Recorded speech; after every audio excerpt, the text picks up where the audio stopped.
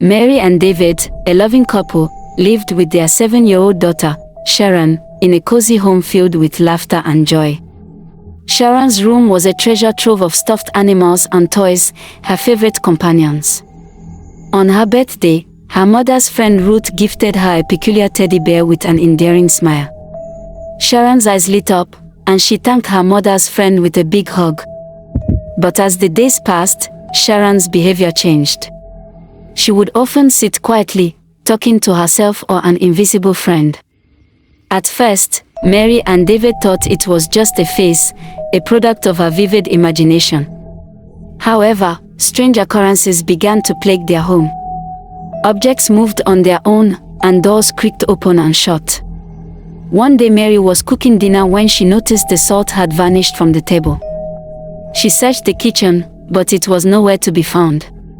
When she stepped out of the kitchen and returned, the salt had reappeared on the table. Mary was perplexed, but she attributed it to her busy schedule and dismissed the thought.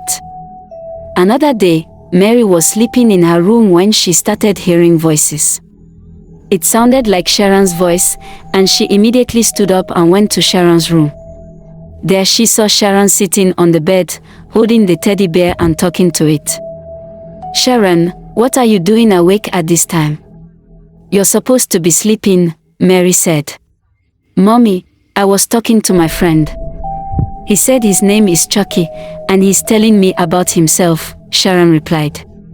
"Chucky?" Mary said, feeling a little scared. "Sharon, drop that teddy and go to bed. You have school tomorrow." Sharon dropped the teddy bear beside her bed and went to sleep. The next morning Sharon was prepared to go to school. She had exams that day. She was a very bright girl and was always at the top of her class. Her mom took her to school, proud of her academic achievements. However, when Sharon returned home, her teacher's call brought unexpected news.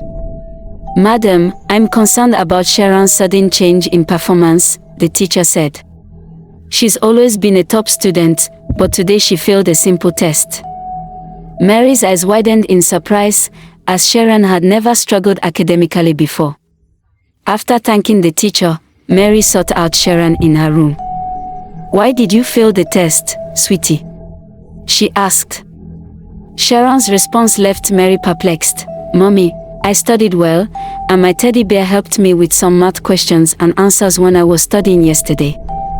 Mary's confusion deepened as Sharon continued, "Chucky said he'll give me chocolates tonight when we play together." Mary's unease grew, wondering if Sharon's imagination was running wild or if something more was at play.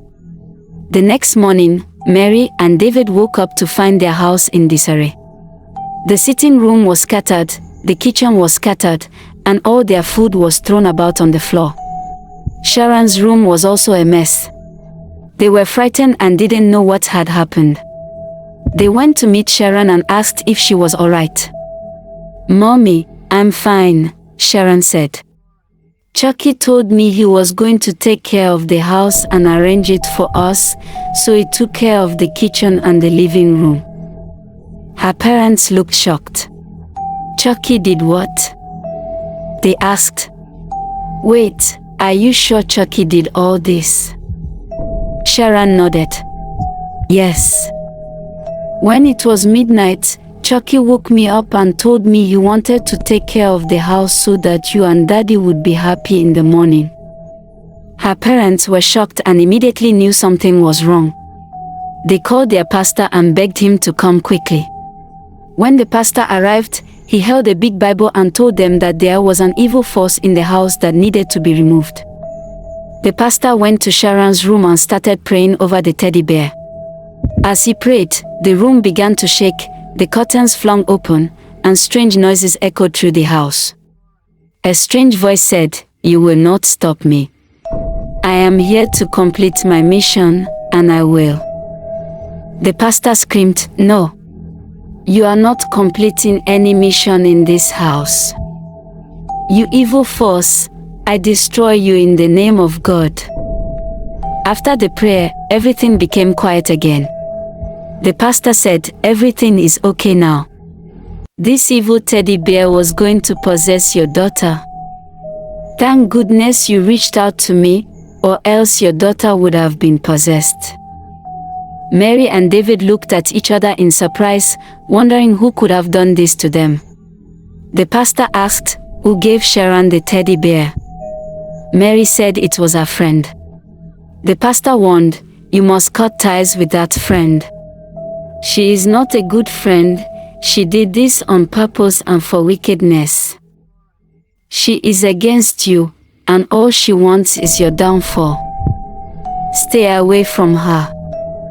Mary thanked the pastor as he left their house. Immediately, Sharon wanted to hug her mommy and daddy, and the family embraced, grateful that the nightmare was finally over. "Mommy, I don't want any teddy bear again," Sharon said. Her mom smiled and replied, "Not all teddy bears are possessed, but your wish is my command." Afterward, Mary cut ties with her friend, knowing that her friend was against her and only wanted her downfall. The family packed up their belongings and left the house, determined to start fresh in a new apartment in another state. They bid farewell to the old house, relieved to be escaping the darkness that had invaded their life. As they settled into their new home, they felt a sense of peace and renewal.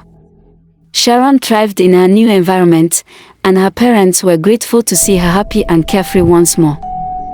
The moral of the story is clear: be cautious of the company you keep, and beware of the gifts you collect from people. Sometimes it's the things that seem most innocent that can bring the greatest harm. The end. Thanks for watching this amazing story. If you found this story informative and interesting, please like, share, comment, and subscribe to this channel for more amazing stories. Bye, and I'll see you in my next video.